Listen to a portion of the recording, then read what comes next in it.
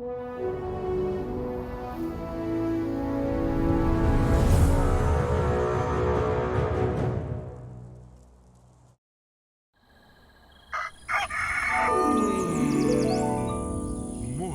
with Max.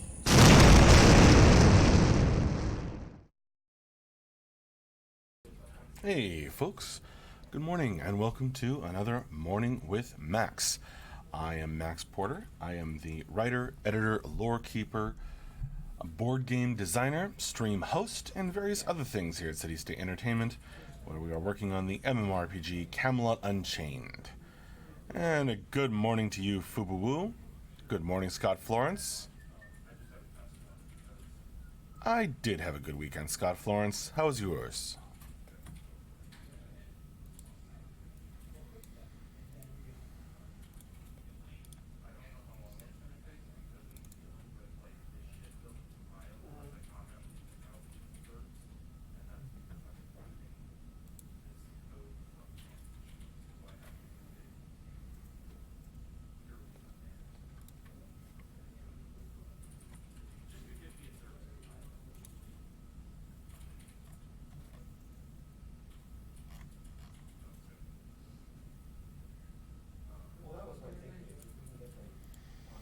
All good on your end. Survived D&D on Sunday.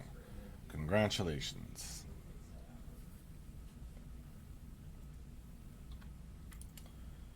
I had a similar experience with my D&D group on Sunday as well. Somehow nobody died. It was a miracle.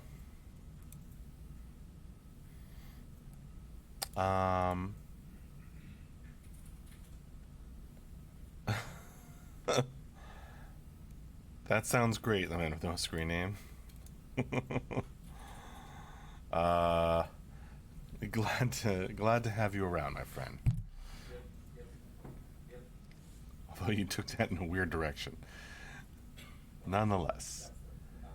GavX, how many cores is optimal for CU8? I'm not really the right person to answer, but as far as I know, we'll use as many as you've got. But again, I don't actually have the knowledge. What's shaken? Maxi Poo asks Full Hulk 69. Let's see. People are working around the office. You may hear some conversations in the background. We're kicking off another week of work and development here.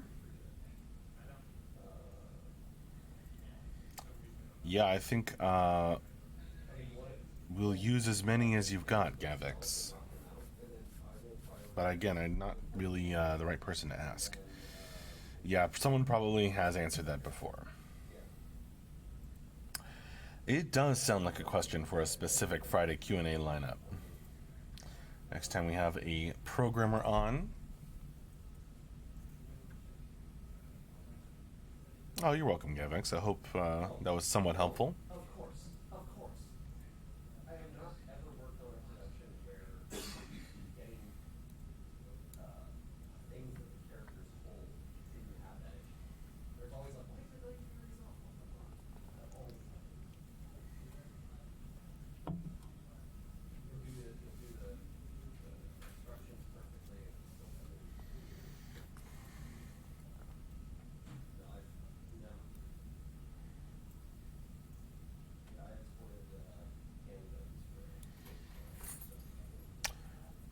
Yeah, I've never heard of that product, but from context, man with no screen name, I'm assuming there's a malt liquor called Colt 45.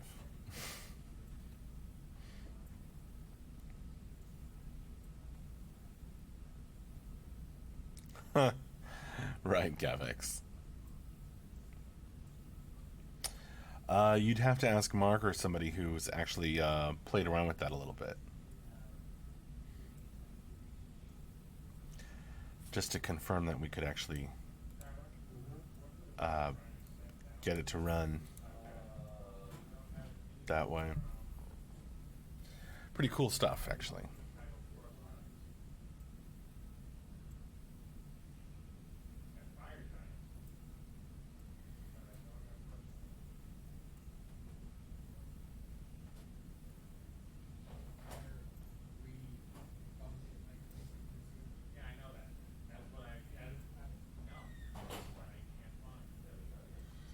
think he tried it on an Oculus, but I'm not entirely certain.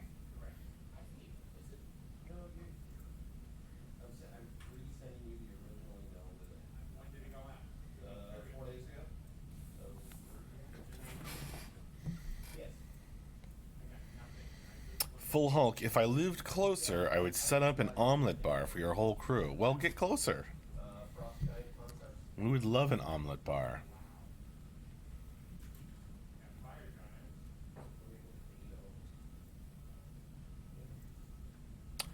It's a U.S. drink. Got it. Yeah, no, I was able to figure that out from context math, no screen name.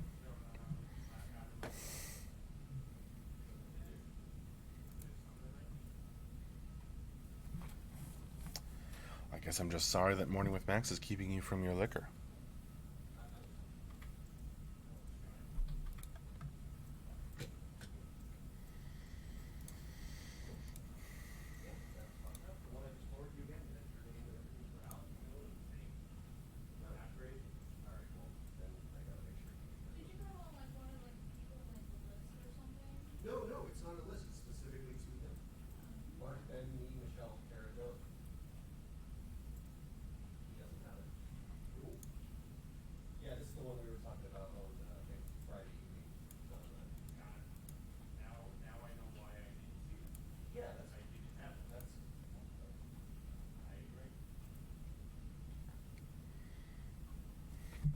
Well, I think it's an inside joke that applies to some other part of your life. The screen name.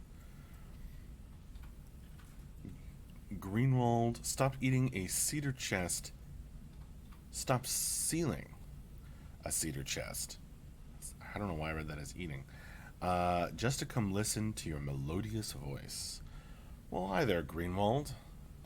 Glad to provide some melodious conversation for you this morning. What are you sealing a cedar chest for? Is that like... Are you a carpenter?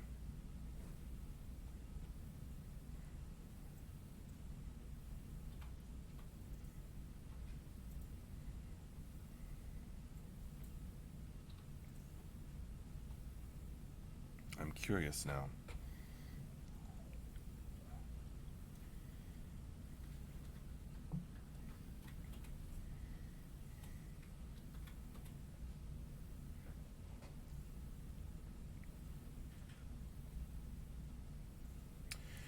No, I'm a data analyst. My wife's mom gave us the chest, but it was beat up to all heck. Gotcha. So you're kind of cleaning up this cedar chest, this neat old piece of furniture. Sounds like a fun project. Stripped it, sanded it, stained it. I was working on sealing it so it doesn't get as damaged in the future. Makes sense.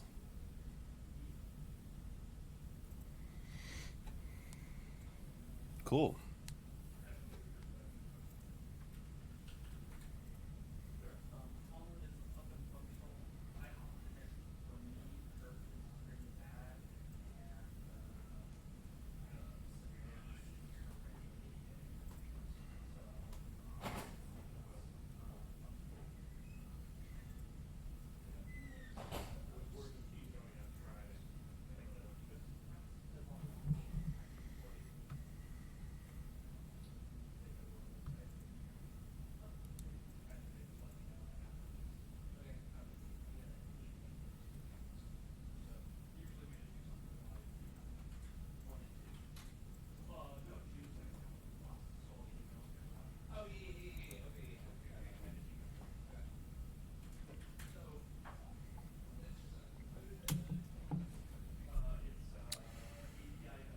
Should bury some treasure in that chest, Greenwald. Even if it mostly holds, blankets.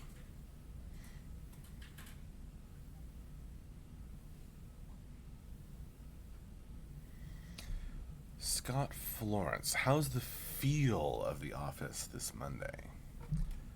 Well, it feels normal. It all feels real. people are busy. Um, got the young guys concentrating over there. Oh, AJ's gonna get the door for me. Thanks, AJ. Got Mike over here. Art Pit over there. There's Ben. Can see. Everybody's concentrating. I would say the feel of the office this Monday morning is focused. Focus mode. You said it at the same time as I did, Scott Florence, or it popped up for me at the same time.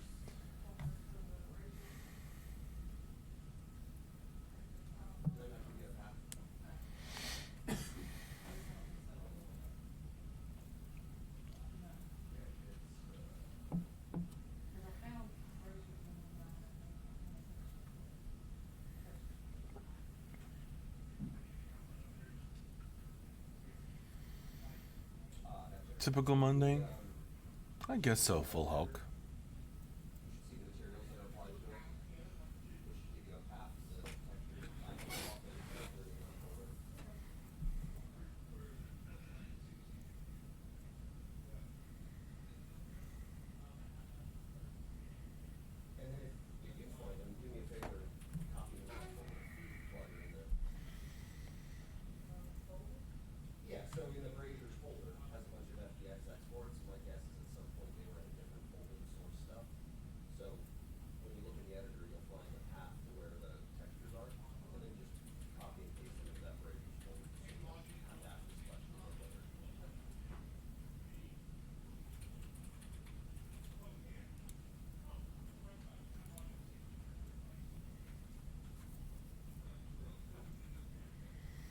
Scott Florence, anything you're looking forward to working on this week? I am looking forward to working on the monthly newsletter some this week.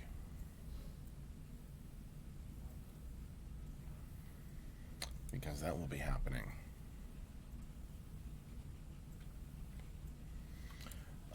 Probably going to go out on the 30th, which is Monday of next week, only from today. But I'll be working on it this week, probably. I'm looking forward to that, I think.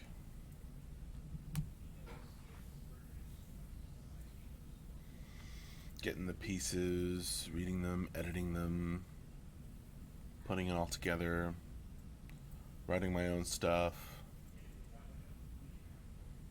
writing in all the sort of interstitial in-between pieces in the newsletter.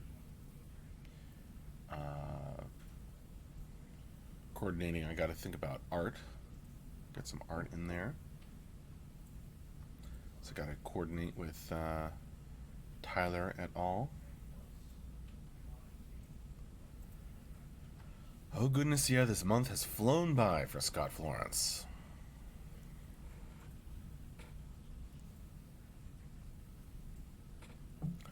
Goodness, your name isn't Florence Scott. Would have to put those two S sounds next to each other. Florence Scott. Instead of Scott Florence. Flows naturally.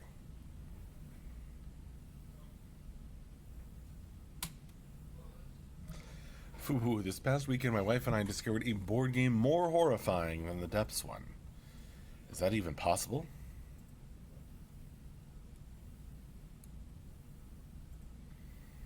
Kenny G keeping it sexy. Yeah, I knew it was going to be something like that. It's real. Oh no. Foo-boo-woo. Well, at least you discovered it together with your wife. Right?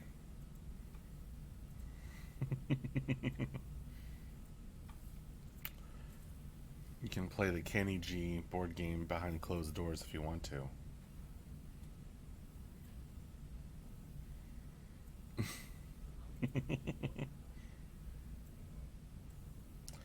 Oh no, you've gotten a bunch of people to Google this, Fubu.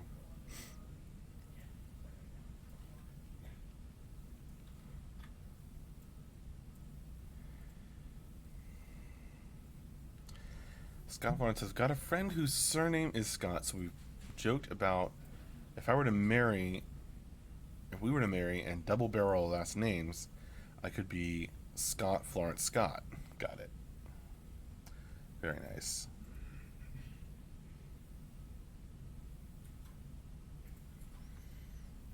Sure, Grimslag.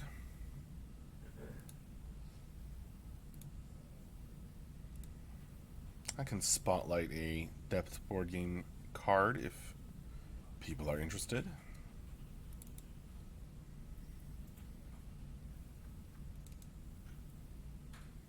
I'm just opening up my notes here.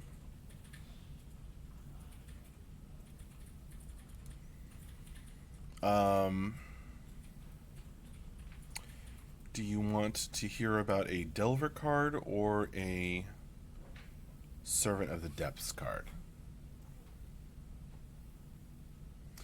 Did you move the desk or camera? Well, I just kind of aimed the camera around the office. Actually, Strike JK, are you asking about my old desk move? I slightly adjusted the camera because I just did the around the office look.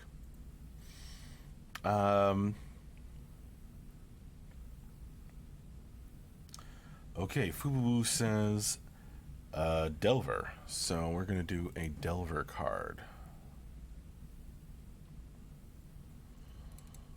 We're going to do a Delver card.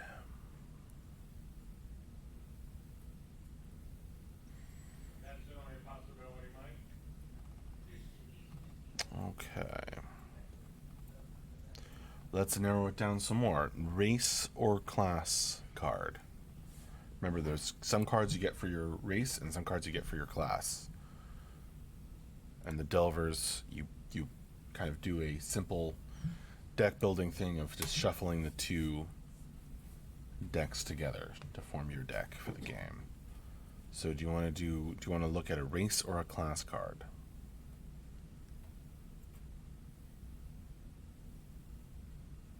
Tell me in the chat.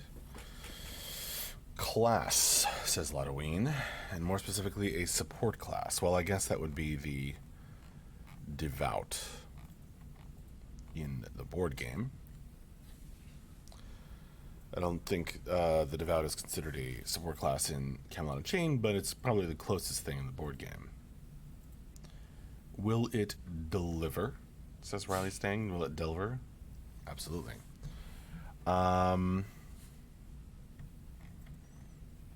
Well, I mean, Lotoween. Yeah.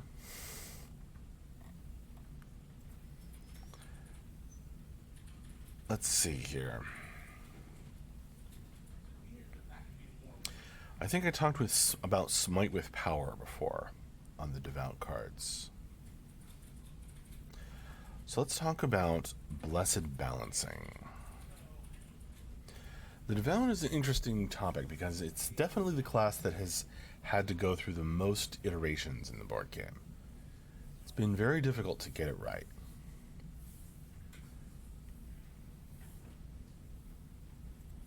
Well, I don't have a support class per se in the board game, that's all.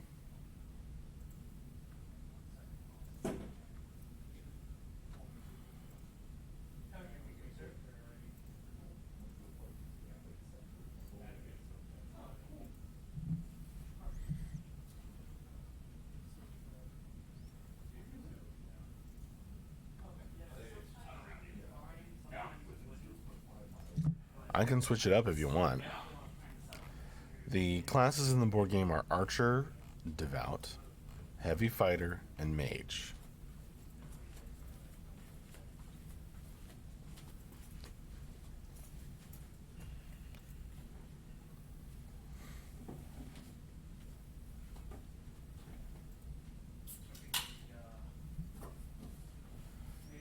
So which one do you want to look at?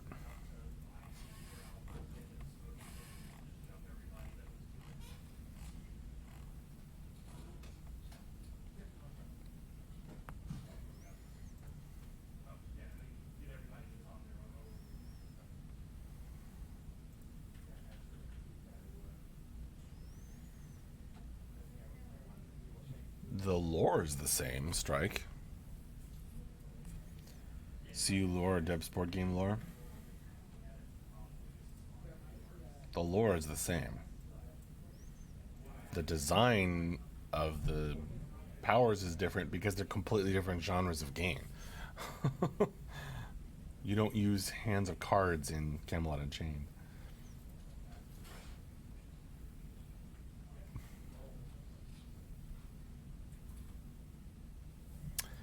Alright, Devout card it is.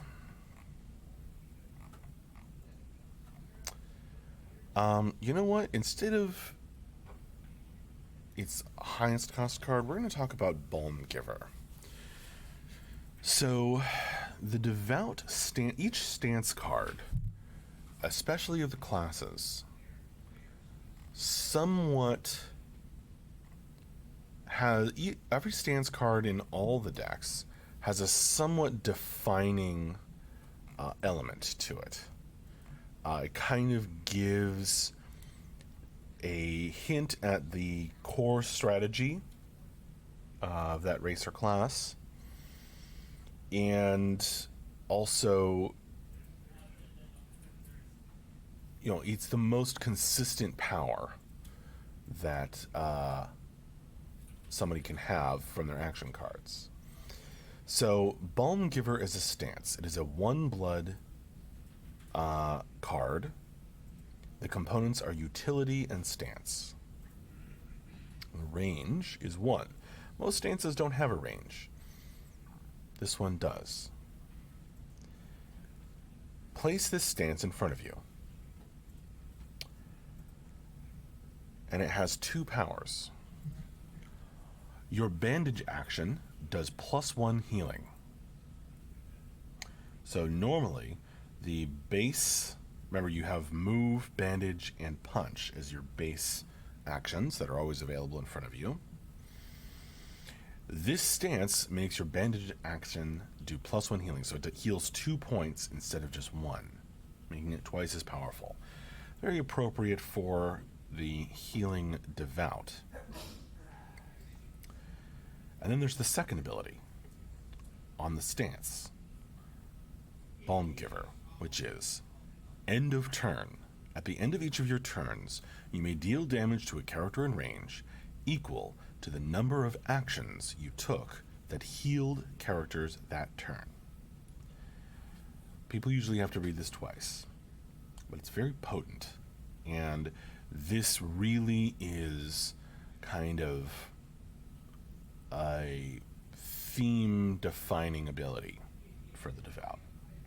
At the end of each of your turns, you may deal damage to a character in range equal to the number of actions you took that healed characters that turn. So if you took 3 actions and bandaged 3 different people, well, you can only bandage once per turn. If you bandaged somebody and you played other cards that healed people, or you moved onto a terrain feature that healed people, which exists,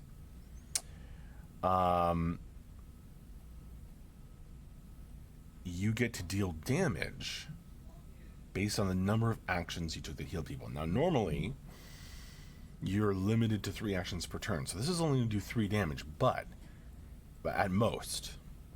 But it's consistent and it's every turn, and it is in range, so that's why this stance is a range of 1.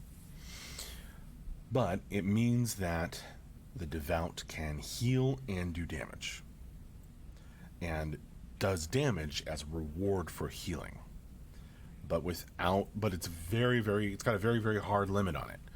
You can't, and that's why the Devout has been so challenging to balance, because anytime you try to do something that's dependent on something else good like that, it can just be way too powerful very easily, or just feel like useless, right? It's very, very difficult. It's been very, very difficult to get that right at the sweet spot. It's a very, very narrow line on the Devout. People are answering questions about Camelot Unchained.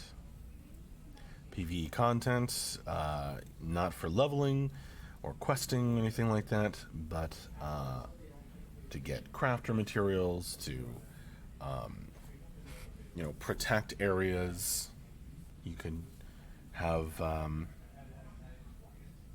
PvE content, but not. It's not a PvE game. It's a PvP game. It's a realm versus realm game.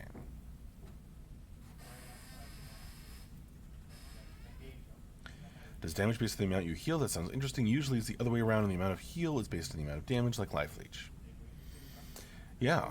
But Balm Giver is based on the number of actions you took that healed people.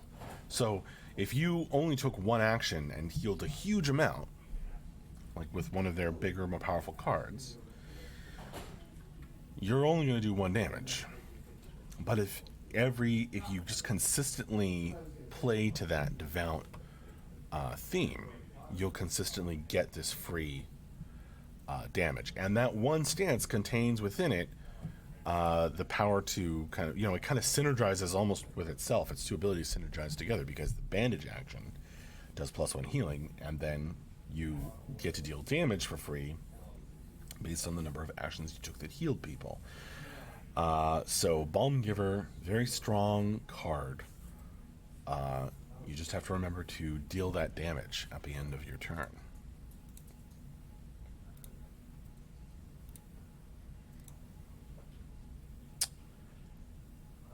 Better spam lots of small heals for all the various procs. Yeah, you could put it that way, Strike.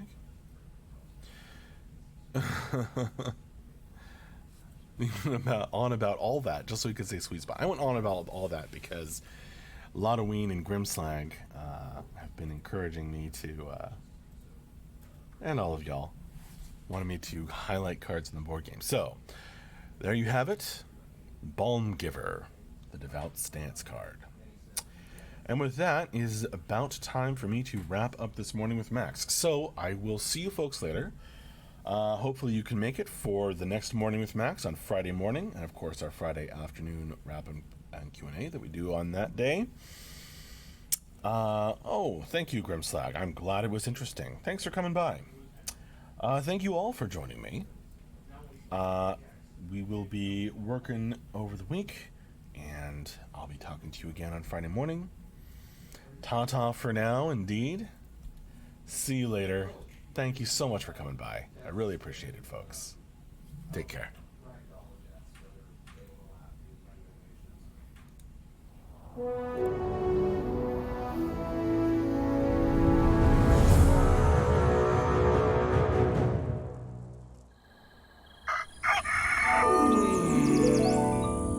Morning with Max.